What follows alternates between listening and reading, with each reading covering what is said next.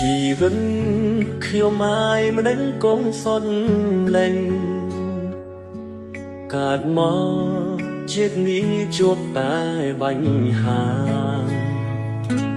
ព្រោះតែយើងក្រមិនបានសិញសានក្រំត្រែងខាងណាដើម្បីក្រកែនលុបទៅ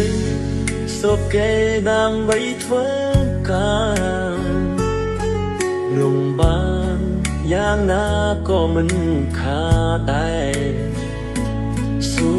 ឃ្លានឆ្ងាយសុំឃ្លានទាំងពុកម៉ែមិនដែលពុំមានបានសម្រាឡាមណា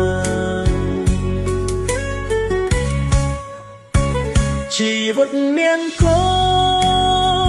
រួយ៉ាងលំដានខិតខំរកត្រាំគុកគុំកោសាអូឃ្លាតឆ្ងាយសងក៏ក្នុងមិនខាដើម្បីកោសាជីវៀងភៀមកោសា